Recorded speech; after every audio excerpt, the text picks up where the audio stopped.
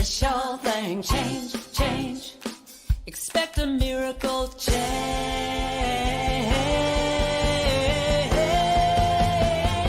Watch me change when you change the way you look at things.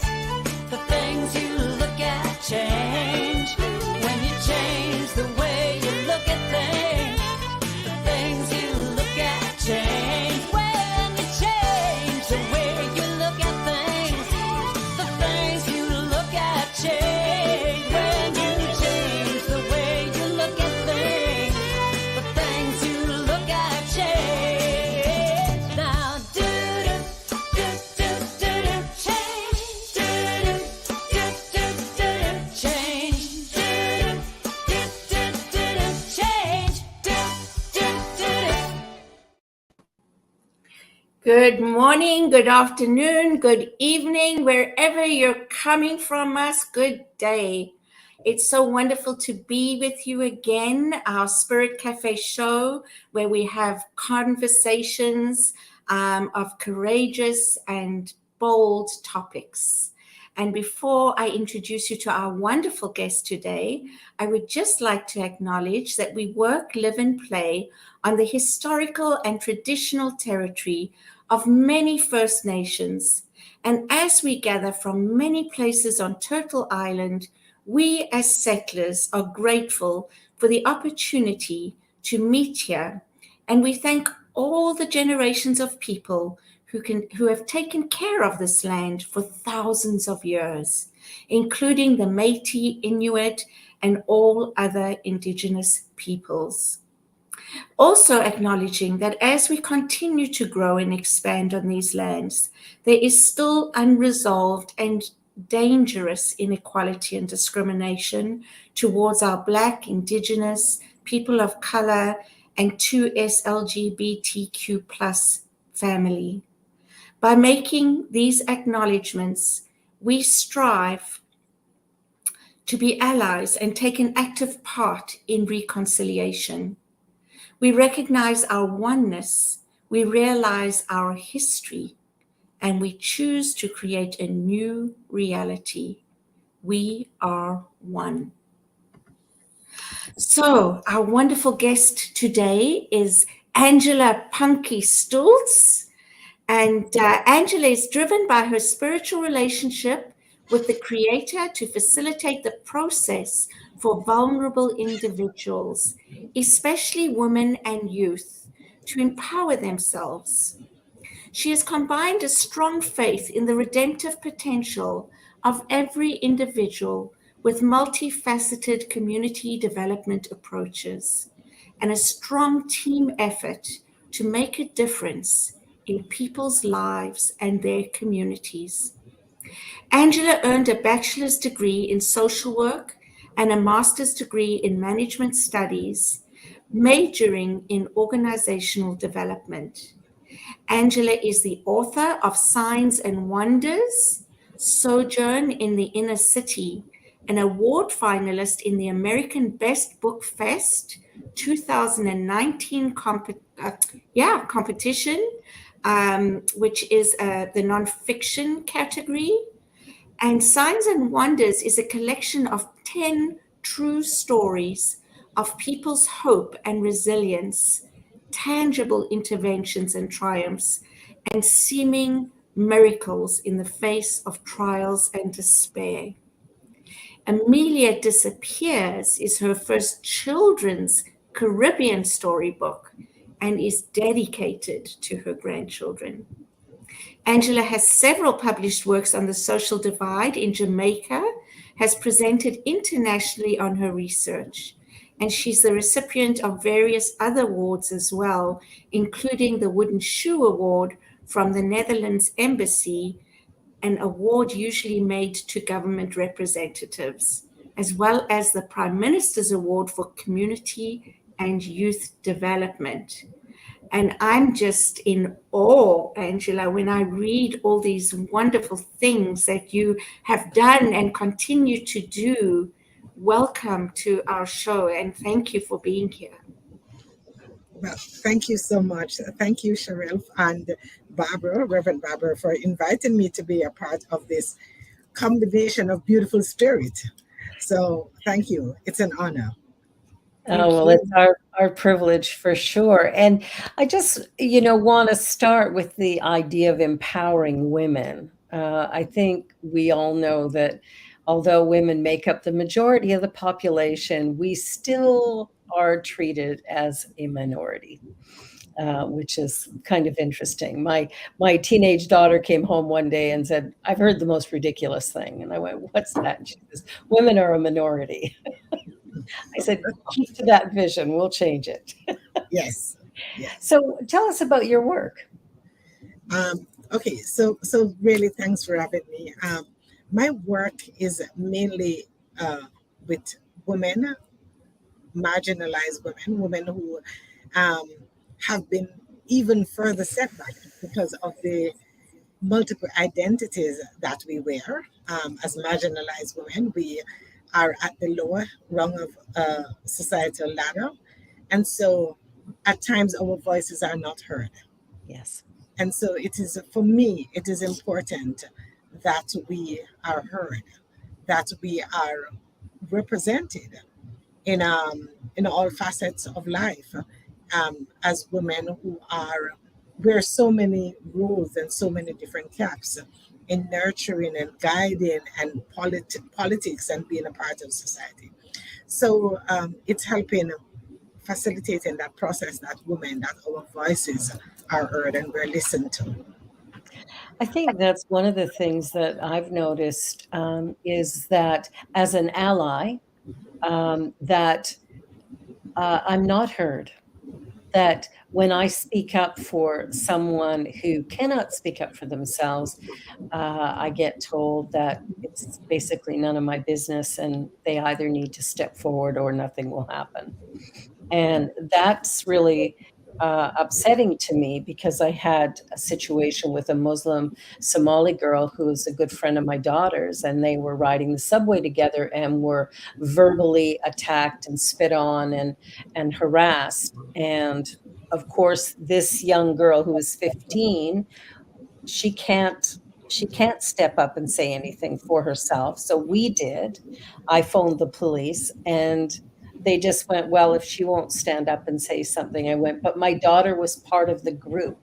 So surely she can speak to this. And they went, no, no, she can't. How do we deal with that? Any thoughts?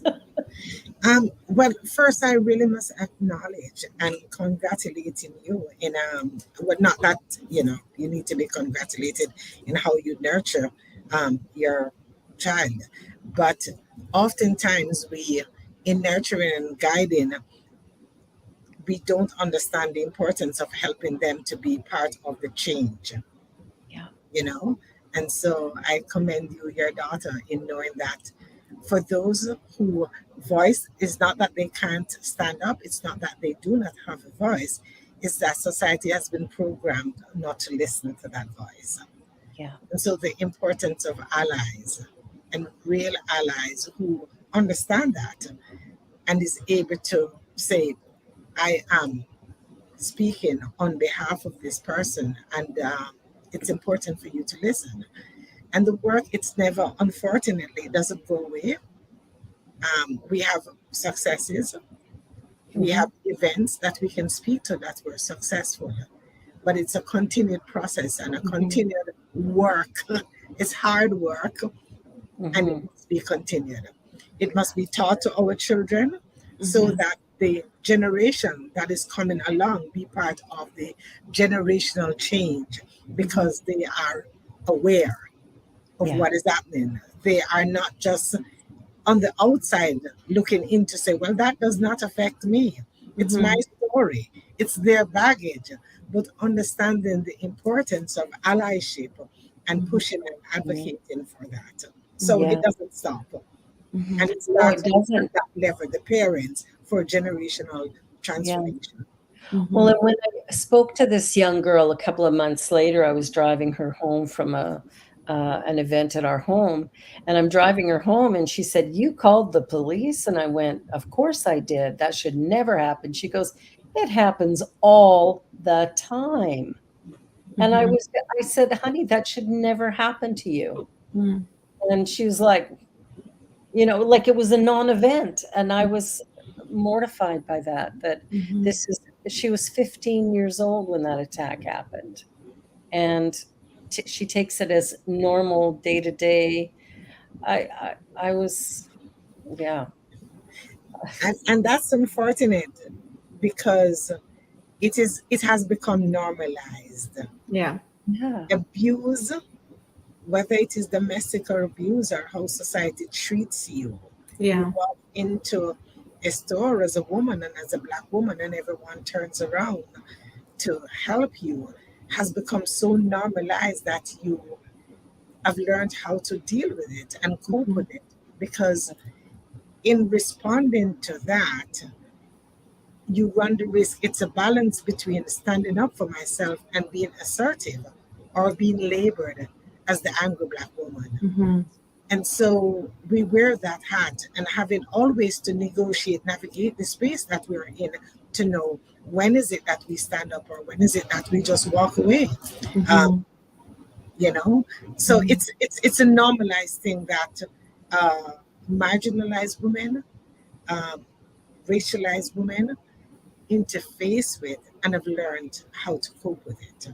Mhm. that's unfortunate that you have to learn to cope with it. I mean, the rest of us should learn to wake up, to Yeah. begin to It's a dual recognize. process. Yeah. uh, I'm sitting here thinking about how we teach our children, how we bring up our children, and yes, making them allies and have the awareness. And then I think to myself, wouldn't it just be wonderful though if we could just teach them values and principles and to stand up for unfairness and not have to mention color and race and all that, but just generally, right? These are our values and principles, and it doesn't matter what color, what culture, where people come from. It's just that's not right. And when something's not right, and we have a role that we can play in standing up for someone, then we need to do so, like step forward. Do you think we'll ever get there? Oh my gosh. Um, I'm hoping. we hope we hope to get there. Values matter. It is important to stand up, but color matters. Yeah. In the ideal world, we would like to think or believe that it should not matter one's race, it should not matter one skin tone, but it matters because Hmm. it informs the person who you are socializing with how they respond to you. Right. And they see color. They Yes. see color. They see that I am black. They hear Mhm. my accent that I am not Canadian. Yes. And they have decided that based on those identities, as a black woman, as a migrant woman, a woman that's not here, and by default, women should be Hmm. treated in a certain way. They respond accordingly. And Hmm. so it is important for us to see color as Yeah. allies, because when we see color, we have a better understanding of our different Right. realities. Yeah. We don't share the same reality No, we when don't. we do the same thing. Yes. That's true. We, Everything's an so we were everything, talking. It's an yes, illusion. Everything's an illusion, and it's all about perception. yes, And yeah, Angela, I agree with you in that we need to be seen as individuals, as unique expressions of what we call the one power, one presence everywhere. And I think when you're talking about that, for me, it's about respecting who you are, respecting where you come from. That's a value, right? That's yes, respecting the environment you grew up in. yes, So, not meaning it in that sense, but more in the sense of that we have a different attitude towards it, yes, yes, right? yes, yeah, yeah. Our socialization um, is different. And the fundamental thing here that I really want to say is that even among the same socialization, persons are treated. In the Different. same culture, persons are treated different Yeah. because of their race, because of their religion, because Yeah. of the image that people have concluded about them when they show up. Yeah. When a Muslim woman shows up, regardless of her race, if she is in garb that Yeah. is demonstrate shows that she is not of the dominant religion, then she is treated different. And Yeah. so those differences have become normalized Yeah. Yeah, and that they are oppressive. They are oppressive to women of all, transgender women, Yeah. um, women, all women. It yeah. is oppressive. It Yeah. is even more oppressive when the woman is racialized from Oh, the BIPOC community, Yeah. because then there are different layers of oppression based on that identity. Right.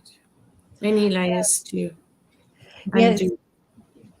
I think anything, it was interesting. We were in a meeting yesterday where we're dealing with anti Black racism and anti Indigenous racism, looking at changing our governance model to show up differently. And it's interesting to think about the ways in which we as people like to separate.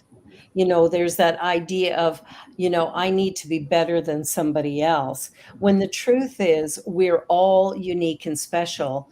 But that's been pulled apart, and there's all this fear and storytelling Mm. from the media or wherever that is suggesting things that are frankly untrue, but that goes and changes how we view each other. Mm. Like, fear has been put in.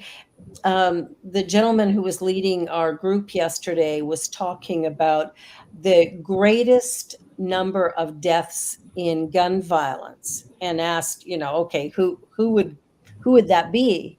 And we all went, oh, young Black men. Mm-hmm. No, middle-aged white men. But it's suicide.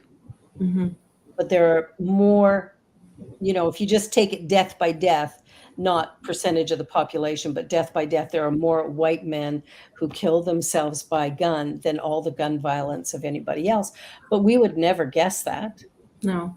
not watching the No, news. no, no. This is why I don't watch the news, because frankly, it is giving a very uh, specific storyline that is not factual, Mm-hmm. but is very editorialized and is held to, well, it's racializing people in a way that's very negative. And Yes. that's really unfortunate. Really Yeah. unfortunate. Mhm. Hi, Fiona from Geneva. Great to see you. Good to have you here, Fiona. Always, always good to have you here. Fiona's one of our regular supporters. She comes often to listen to our show, and we're so grateful to Hey, have you here. hi, Serena. Wonderful to meet you. Um, Yeah. there was you were talking about the gun violence, and yeah, and that perception. I had a thought and Mhm. it's gone. Yeah. You Yeah, had a thought, it and disappeared. yeah, it's gone. Went from And- me. yeah. And so in empowering, it's the importance of, as you mentioned earlier, Cheryl, of the voice, Mm-hmm, of being assertive in mm-hmm, our identities, mm-hmm. in Yeah. our identities, in standing up for ourselves. And Right. for me, the young Black woman who um, was not able to do that, one of the ways, when I said earlier, to cope with it, it means how do you respond. It doesn't mean being silenced. No. It doesn't mean losing your voice. Yes. It just means responding in a way that demands respect Mhm. Yes. because you know who you are. And I Yes. want to use a word that Reverend Barbara used about us being unique miracles, you Yeah, know, and absolutely. because it is so important for us to know the spirit that lives within us and how Yes. unique and beautiful that person is, that Yes. spirit is, and being able to stand up. Yes. Well, Yeah. Allah you is important, but our voices must be heard. must be heard. Absolutely. Absolutely.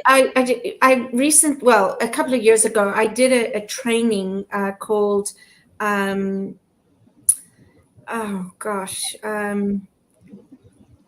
something, training of active bystanders. You know, bystanders who get what we Yes, watch and we get stuck. We don't know what to do in a yes. situation. You know, bullying, anything like that. It's called training active bystanders. Hmm. And you know, part of that is, and it reminded me, Angela, when you're saying is that you know, even if you don't do something in that moment, you have to do something. You have to have that Yes, voice and use it. So you know, it could be standing up in front of you know, an audience, a crowd of people, and sharing that experience and what that was like for you. So you know, educating people, yes, things like that, even if it wasn't in the moment that there was a response, but saying, you know, I saw this and it was not okay. And, yes, you know, I wasn't able to do something at the time because I was afraid or whatever the case may be, but then still being able to talk about that and let people know that this is happening and that it's not okay. yes. I And Sam, totally agree with that. yeah.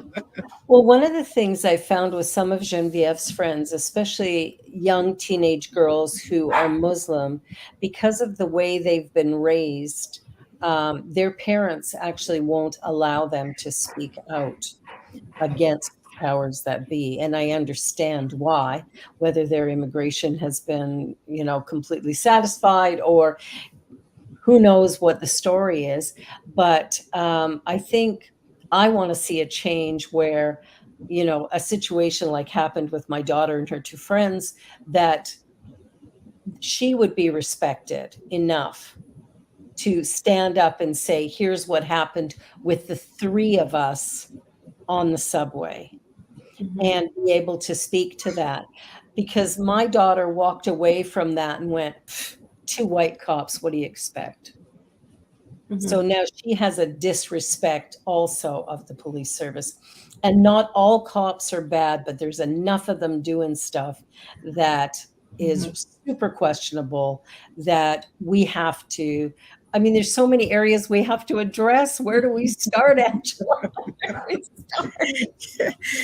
We started good when we spoke about the media and how it projects the story That that was Yeah, my thought. yes, it's the it's we start Yes. with two things. I think we started out in addressing the key problem, the media and how, the story that they put out, and yeah, we also looked at parenting and changing the generation that's coming forward to be standing absolutely. up. So Yeah. we are on the right track. We're on our Yeah. way. My I my remembered my daughter. thought, Barbara. I'm Oh, go sorry. ahead. Go ahead. We were talking about the media, and I really believe that the media is not what it was ever set out to be. It True. has become really biased and it has become sensationalized, dramatic. I listen to some of the words they use, and they'll use these, I don't know, is it an adjective? Like to, you know, to Yep. just, you know, and I Blowing think to out of myself, oh proportion. my goodness, don't people see that? We have Yeah. to stop watching the news so Yes, we that they do. don't have a platform and they realize that we're not going to listen to it anymore. And that's going to take, I really think, I think we're only at the start of that movement of stopping to watch the news. But I think that's something that we really ought to be talking about as well. Is, you know, by watching, we're giving them license to continue to do We what are. they do. Yeah, we are. Mhm. Yeah. And I was trained as a journalist. That I went to college to become a journalist. Now, this is going back quite a few years. Back in the day when they taught you, if you editorialized anything, you got a giant X on your paper. Didn't matter how good your research was. If you put a pin in there, you got a 0, flat out, plain and Yeah, simple. And now it's all editorializing. It's all opinion. Trying to find some fact out of the news today, good luck. Yeah. yes, It isn't happening. And I think, you're right. That's an important place. My daughter attends a French public school, which is actually near to where you work, Angela. And in that school, it is probably 50-50 BIPOC and white. And the teachers, probably the majority of them are people of color. And what's interesting to me is that the education that my daughter's received in history, she's in grade 12 now, she has never had a Black teacher teach history. wow, And she said, how is that possible? Over half the teachers here are people of color. Like, why have I not had a Black teacher for history? Like that. But I'll give credit. In her English class this year, they read Kindred. And I just read it, and heart-wrenching. It's a fictionalized story, but based on historical fact. Yeah. And mhm, it's brilliant. It's brilliant, but really hard to read. But the kids were very engaged with it, which I'm really grateful to see. But you're talking about people who know, and teachers especially. These are teachers. Her school is from grade 7 to 12, and they had a teacher show up one day wearing a T-shirt that said "All Lives Matter." And my daughter went to the principal and said, he has to take that off right now. And he goes, why? Because until Black lives matter, all lives don't matter. So he needs to remove the shirt. wow, wow, And the principal's going, well, yeah, go let him know. And she goes, excuse me, I'm a child. You're the principal. Make yeah, it happen. He goes, well, maybe he doesn't know. Maybe you need to educate him. And she's like, excuse me, he's married to a Black man, so he does know. And number 2, I'm sorry, I'm a child. I'm not here to educate the teacher. That's your job. yes, yes. So, but it's like all these little things going on that are not little unless you're a white person and don't notice. Yeah, and it's the history, as we are pointing out. As a Black woman, we have a responsibility to tell our stories to our Yes. children, to tell our stories in villages, in group settings, as we know them, because nobody else is telling our story for us. It can't. As we speak, this is being wiped out. Yeah. For example, look at what is happening now in Florida, in them banning Eva the Rosa Parks story as a part of the history, in them trying to take out Black history. And so we have to advocate for those things as women. We have to teach our children our story and the importance of passing it on and talking about it so that it maintains its relevance, because it is, as I said, we live it on a daily basis. Absolutely. It's important. Yeah. Yeah. We're going to go to a commercial break here, but this is getting very, very good. So I'm so grateful you're here, Angela and Cheryl. Wonderful to do this with you as always. So you're watching Spirit Cafe show on the New Thought Media Network, and we're going to go to a commercial break. We'll be right back, and stay tuned. New Thought Media Network is on the rise. We're looking to grow with you. Do you have technical media experience, or perhaps a desire to learn? Are you willing to volunteer your precious time and attention? We share this message to benefit all. If you possess a computer with a camera and a microphone, we will share our knowledge with you. Behind the scenes or being the star, let us bless our one. contact us at info@ntmedia.org.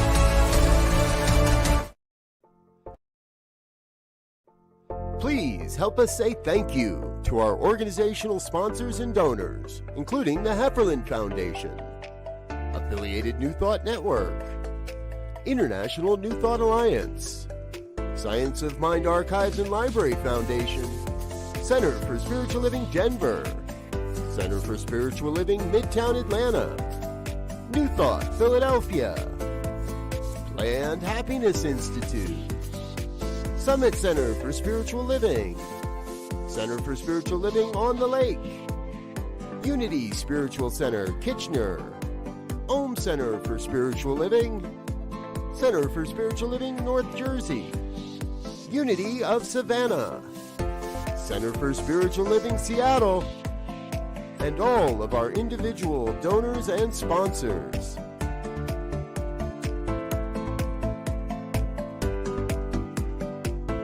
Thank you for being a part of the New Thought Media Network. Please come be you. Watch me change when you change the way you look at things. The things you look at change. When you change the way you look at things. The things you look at change. When you change the way you look at things. The things you look at change. When you change the way you look at things. The things you look at change. And we're back. Thank Oh, my you. goodness. So now you've written some children's books, which interest me. Tell me about your books.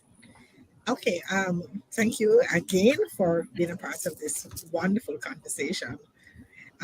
My first book, Signs and Wonders, is 10 stories, which include a story about woman power, about an abused woman who triumphed over her abuse and regained her independence and regained her voice.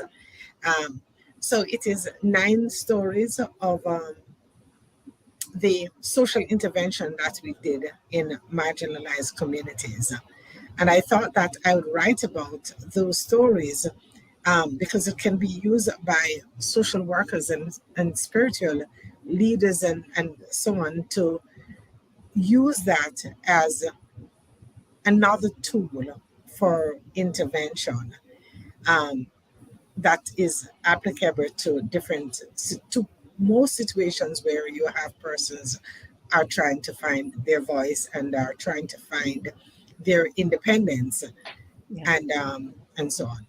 So that is 10 stories. 9 of them actually are the stories. One of them is my story about myself growing up in a very poor community and how my grandfather raised me to have a voice because he was a very politically astute man and he understood the struggles that I would face as not just as a Black woman, but as a dark-skinned Black woman, and how colorism, even within our race, is something that we have to respond to.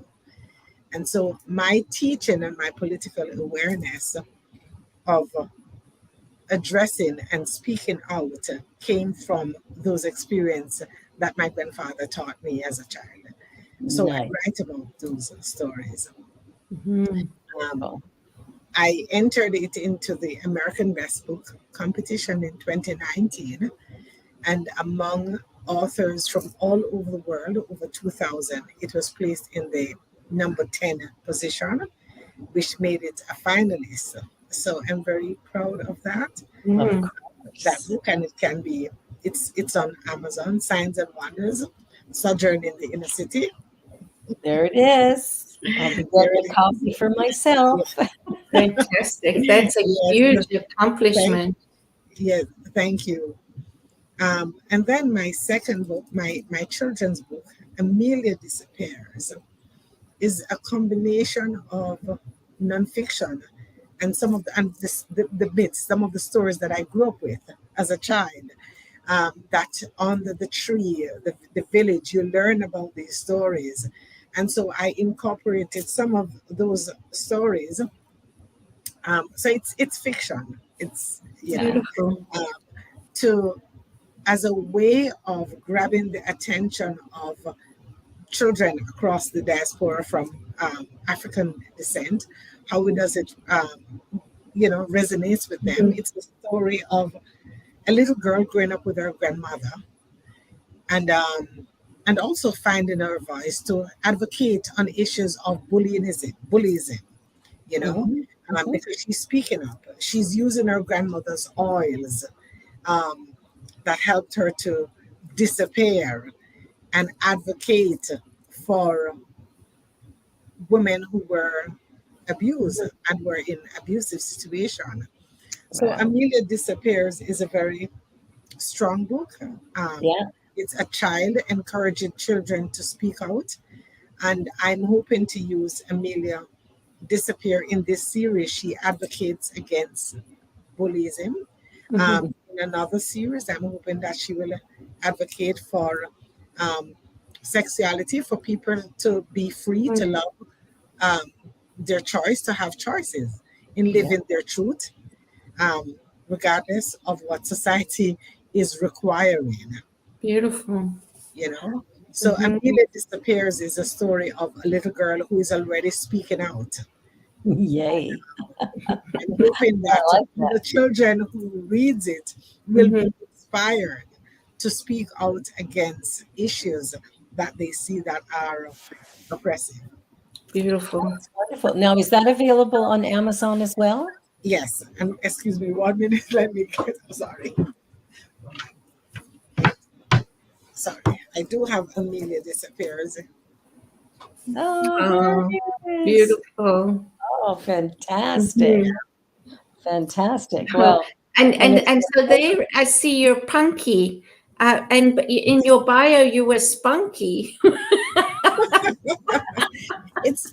I think it is important, and thank you for using my name. Um, it's not on any of my documents, but it's the name that I tell people you earn the right to call me that, because Punky is the fighter within me. Punky is the right. name that my grandfather gave me. My father gave me when I was just a toddler. Mhm. Um, and I grew up with that name. It's the name that best describes me. Oh, I love that. I love that too. Yeah, a That's It's mixture so beautiful. of auntie. endearing, Punky. Yes, yes, and Very I endearing. actually love that name. Yeah, Mhm. Lovely. Wow, Thank you for sharing that. that's yes. Thank awesome. you. Now, when it comes to, working with women and youth, are there any particular places where you're doing the majority of your work, or, what is something that we could begin to integrate for ourselves with either the children or young people that we work with or women that we work with? Okay. So over the years, I've worked with different organizations and volunteering capacity, consultancy capacity, or just ordinary managing programs that address issues of um, empowering women. It's a very important work. It's my passion. It's what drives me um, as a woman. As I said before, as a woman who is not just but my religion. I'm now a spiritual person, but I identified for any religion that I would identify with, it would be the Rastafarian religion, that advocates for family and your identity as a Black woman. And so my work with these organizations have been intimately pushed by my own passion. Mm. Um, as I said before, at the risk of repeating myself, it's working with parents. It begins there in helping women to find their voices, that it's not normal and it should not be accepted, even when society have created and normalized dysfunction. You should Yeah. not accept it, Mhm. Yeah. and to speak out against it. It's how we raise our children. And so for me, the push is to be involved in programs, that parenting programs that bring women, and it's and should be, and we should really define parents as not just women who have given birth, but as caregivers. Mhm. Absolutely. And so we include our transgender women, we Mhm. include all women into that discussion in how do we nurture and guide the children that are in our care to be change agents, so that they always have a voice. So that No, even when they are still, it's a choice to be still, not because they're shy, not Yeah. because they don't have a voice, but it's choosing when to speak. Right. I like that a lot. I think that's really important work. And as I watch like my teenager who obviously has a voice, but I look at the friends that she hangs out with So, and how many of them do not feel that they can Mhm. speak up for themselves. And hopefully, hopefully we can do things to begin to change that. Mhm. And I love that you're doing work specifically in that regard. I wrote a Mhm. children's book. I haven't published it yet, but okay. the concept of being unique and special, like everybody else. Yes. Mhm. Yeah. And I Mhm. think those concepts need to be really drilled in. And Always. like I say, parents need to get it. Mhm. The Mhm. parents need to get it. The children in the schools, Yeah. the social work, the interactions that we do, the Hmm. curriculums should include Yeah. conversations Yeah. about giving back and responsibility, Yeah. the Yeah. human kindness, the Yeah. responsibility we have in, I want to use your word, in Shirley, you said it earlier, in values, in Mhm. valuing each other Mhm. Yeah. as spirits that share Mhm. this space on planet Earth. Right. Yeah. Hmm. And so it must be that teenagers who Yeah. are going to be the caregivers for another generation Yeah. understand the importance of that in valuing the Yeah. spirit. Yeah. Because when you value spirit, you really are not caring about how they show up. Yeah. That's It right. is the Yeah. spirit that you are embracing. And when you embrace spirit, you're able to Mhm. love and accept. Mhm. When you don't embrace the spirit, then you are blinded by what society has programmed you to see. Mhm. Yeah. Yeah. So true. Absolutely. Yeah. Absolutely. Yeah, it's so important, I think, to acknowledge sort of that that unique nature of each and every one of us, and how every person, the 8 billion people on the planet or thereabouts, everyone has a place. Like every person has value. There's something that each person brings that we need to acknowledge, because without Mhm. anyone, there would be a hole in the mix. So, Mhm. something would be off because one person is missing. Mhm. So for people to value themselves in that way would be pretty Yes, spectacular if we could get that happening. Yeah. yes, I love myself, I'm gonna be loving and kind to you, I'm not gonna be mean to you, exactly. right? Yeah. Like, there's Yeah. that energy of acknowledging my own self and divinity and everything, and then I see that around me, right? Right. Yes, Yeah, and like Fiona says, I too love the idea of incorporating our children as change agents. Thank you. Yeah, that's wonderful because I think, that's how we do it on a multi-level system. We can't just address one area, just like because if we don't include the whole, we'll never get to the systemic issues. We'll Yes. just be addressing the symptom. Yes. Yeah. Yeah, beautiful. Well, that goes right back to capitalism, doesn't it? Yes. It's the little issue. And the language and the media and all of those things. And that is why the whole picture, we have to always look at the whole picture and understand the role that each sector plays. We talked Yeah. about the media earlier, how the media is capable of twisting and the language they use. Mm-hmm. So examples of that, and step out of Canada and look at BBC in how they would describe Megan when she did the same thing as the Princess Care, but it was really highlighting the discrepancies that and degrading her for just being Black. So, yeah. It's like people have formed an opinion based on what they read and hear, and that's the way it is. So Yes. ignorance is bliss. Mm-hmm. Because it is ignorance. It's, we're not finding out facts. We're just taking things at face value. Somebody says it's this way, so we go, oh, okay, and we deal with it accordingly. And Yes. I'm included as one of those people. I have to confess, I'm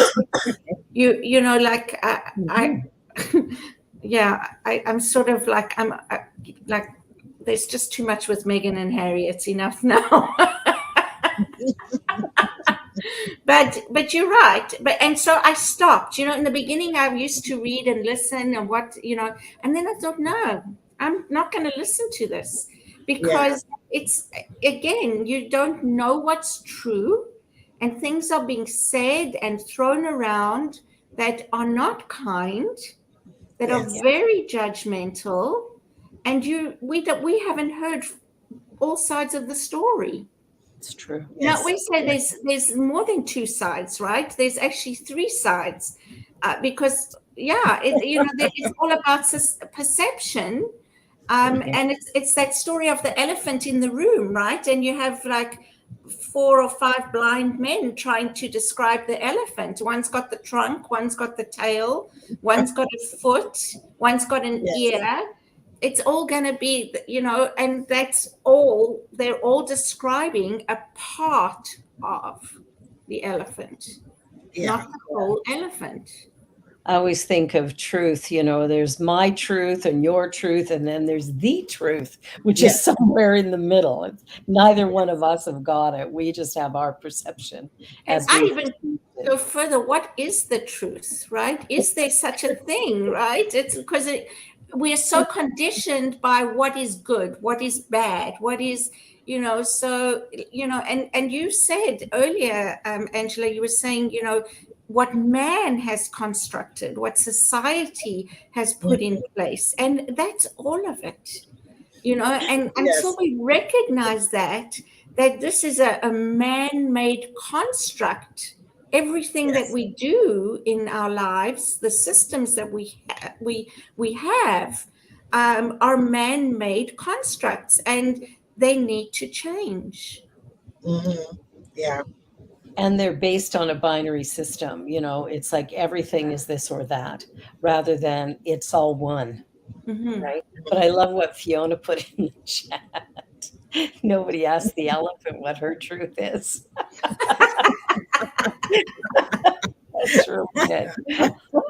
Okay. Yeah, that's funny, Fiona, because it makes me think of these little, like, what are they called? Something poodles. They bark and they're aggressive and they think they're so much bigger than what they really are. Yes, yes, Yeah, yes, they Any think they, little tiny dog. yeah, yes, yes, exactly. But they behave like they are, invincible, and they're so yes. big and scary. It's very funny. Yeah. Very funny. Well, we're getting down to our last 10 minutes. Who could believe this went so fast? Um, what would you like, Angela, to really, sort of put a point on this in a much bigger way? What would you like people to walk away with as they leave this session today?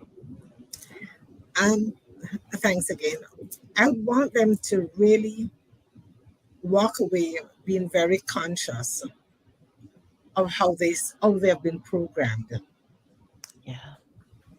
To be very conscious all the time, it's like a reality check, because when someone, because of how you're programmed, Mhm.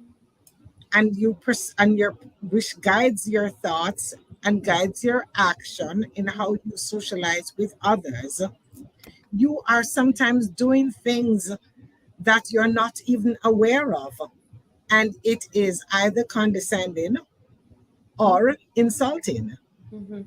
And so and at times when persons like myself who are receiving that, we point it out, then the interpretation is that you're carrying that a monkey on your back. You're carrying something and you're always on the defensive. It's not so. Mm. It Right. is that how persons are programmed when they see someone else that looks different, that they have been society has constructed to be a marginalized or a minority. Be very conscious how you respond to them. Mhm. You Is Mhm. it know, the what I program or yourself? Yeah, Mhm. I love that, Angela, because as I served as a minister in two Black churches for 11 years. And of course, coming from a white city and a white family and a white background, of course, I would sometimes say things that weren't quite appropriate. I just didn't know. But I remember saying something once, and as soon as it came out of my mouth, I went, "Oh, this is not the right place to be saying this." And sure enough, somebody came up to me afterwards and said, "Reverend, do you really believe that that was the right thing to say?" And I said, "Absolutely not." Yes. And I just left it there. And she was able to go on and tell me about the work she's done for racialized people, how she's served. And I was just really, really grateful. But her and I built this really strong connection immediately because I didn't defend myself and I didn't, try to make it okay. I didn't mean none of that. It was like, you're right. It was just a Mhm. simple statement. But um, Mhm. for her, that I'm sure she felt respected in her opinion as a result of that. So white people everywhere, you're going to step in it. It's okay. It's And okay. and It's just know okay. that when somebody has the courtesy to tell you you've stepped in it, thank them Yeah. It's yeah. and Yeah. and It's move okay. on. It's okay. A lot of times I find that we should not be walking in so much pins and needles. Mhm. Agree. You Yeah, know, Do, fear has held us back from real communication. Mhm. It's okay to speak up, Yeah. because it is okay to be corrected so that we grow together. Exactly. absolutely. So that Yeah. we grow together, because things that would appear to be not appropriate are sometimes laughable and teachable moments, Mhm. Exactly. you Yeah. know? Yeah. Yeah. So, yeah, Exactly. we don't Yeah. want pins and needles. Be free. Be, No. be Yeah. free. And Be you. I, for one, like I am grateful if I do, step in some doo doo and someone tells me, because otherwise, how will I know? And I don't want to be doing that again and again and again. I'd Exactly. rather be, told so that I can think about that and make that change in myself, Absolutely. as well. So I really appreciate that. And only by learning, doing some programs and reading and courses and wanting to educate myself more to understand, am Yeah. I, only starting to appreciate, what marginalized people have experienced and gone through. And I think for me, Rev B, is inviting people to be more, um, Vulnerable. yeah, and be vulnerable, but also to be more accountable, Yes. to Yeah. really look at these issues and go a little bit deeper and read a book or two and think about how we are conditioned and where our thoughts, even our belief systems, are Mhm. conditioned, right? And so Yeah.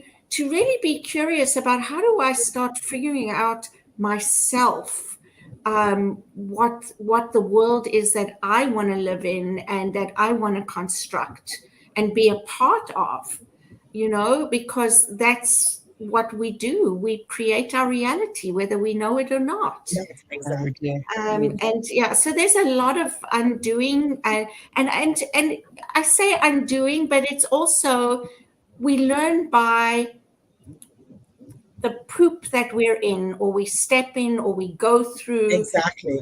That's what makes us who we are. That's Yes. what makes us strong. That's what makes us question the things that we question. Because Yes. if we didn't go through that, if we didn't feel the yuckiness, the stickiness, the pain, we wouldn't question anything, Yes. right? Yes. We So I couldn't. would just really like to encourage people to think about that and to think about. Fiona says, vulnerable, accountable is loving self-reliance. Absolutely. Yes. And when I can do that and feel better about the steps that I am at least trying to make and learn and be a better ally and be, about who I be in this world, the more I can appreciate that about myself, the more I can give voice to others. Exactly. Yes. Yes.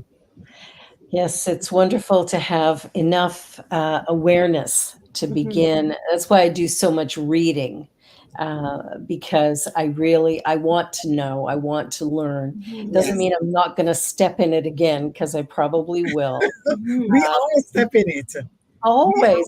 Yeah, it doesn't all of matter. us together step in it. Absolutely. Yeah. And I really believe that love is the answer. And I think one of the questions we can ask ourselves often is, what would love do here? Because I think when we're coming from that place, we're seeking to not do harm, but we're also acknowledging that at some level we may not know what the right thing is, Yes. Mhm. but we can Yes. learn. Mhm. And Yes. there's some great books out there. So hopefully people are going to buy your books. And I think that is a great place to start. I know I'm looking at getting Signs and Wonders, and also Amelia Disappears. Mhm. I Yes. got that right. Mhm. Yes. Looking forward to reading those books.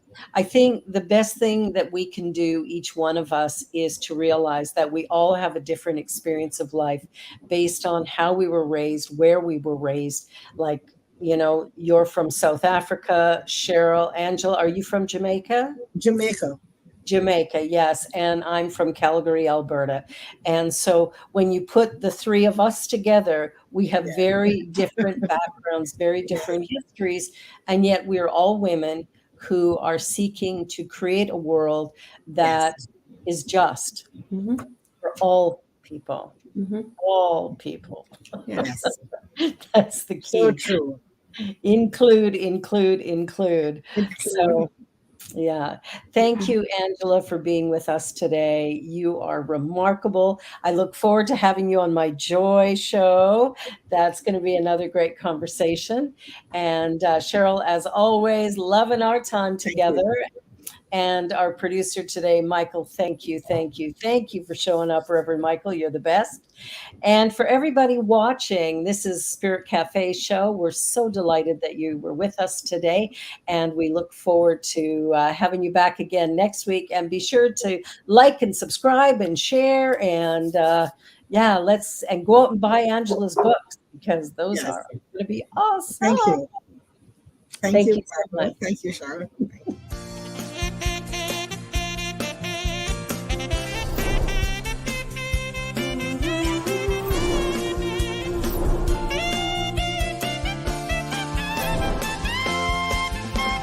Change, change, you can do it. Change, change, it's a sure thing. Change, change, expect a miracle change.